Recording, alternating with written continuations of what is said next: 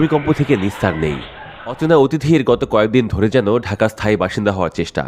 শান্ত ভূখণ্ডের এই অশান্ত হয়ে ওঠা ভাবাচ্ছে। বিশেষ করে ঢাকার চারপাশে ঘিরে সক্রিয় হয়ে ওঠা টেকটনিক প্লেটগুলো বাসিন্দাদের খাবার প্লেটেও ছড়িয়ে দিচ্ছে আতঙ্ক। অনেকে এরই মধ্যে পরিবর্তিত পরিস্থিতিতে মানিয়ে নিয়েছেন। অনেকে আছেন অপেক্ষায়, কবে বিদায় দেবে এই অনাকাঙ্ক্ষিত অতিথি।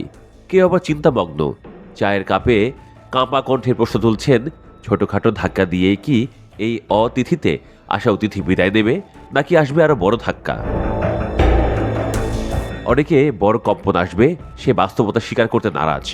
বলছেন এই টুকটাকেই বিদায় দেবে এই বিপদ। তবে বিশেষজ্ঞদের গালে হাত। তারা শত শত বর্ষে হিসাব মিলাচ্ছেন, ইতিহাস খুঁড়ে বের করছেন পুরনো ভূমিকম্পের ফসিল। বোঝার চেষ্টা করছেন ঘুমন্ত দানব আসলে কত জোরে তার শিঙে ধাক্কা দিতে পারে, কেঁপে উঠতে পারবে কতটা এই জনাকৃত মেট্রোপলিটন। কারণ ইতিহাস বলছে এই দত্ত ফিরে আসবেই।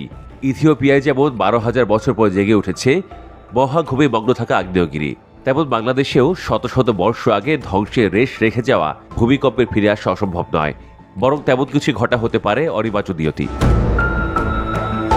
তার প্রমাণ কিন্তু পাওয়া যাচ্ছে।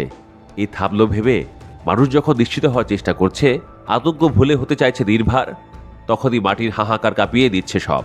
বৃহস্পতিবারও ভূমিকম্প অনুভূত হয়েছে। রিখটার স্কেলে এটির মাত্রা ছিল 3.6।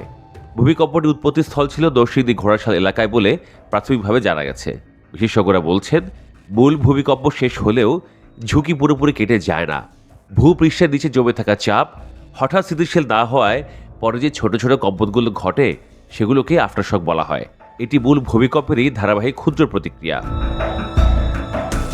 ভূতাত্ত্বিকদের মতে ভূগর্ভে সৃষ্ট ফাটল সঙ্গে সঙ্গে স্থির না হওয়ায় ফাটলের ধার দিয়ে আরও ক্ষুদ্র শক্তি প্রবাহ ঘটে।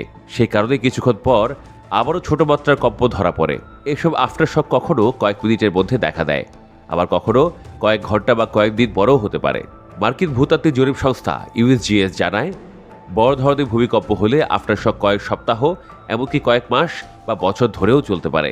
সময়ের সঙ্গে সঙ্গে এর মাত্রা কমলেও সংখ্যা অনেক বেশি হতে পারে।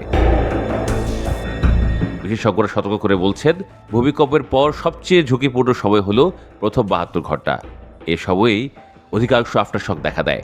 তাই খোলা জায়গায় অবস্থান করা এবং ক্ষতিগ্রস্ত ভবনে না ঢোকার পরামর্শ দেওয়া হয়েছে।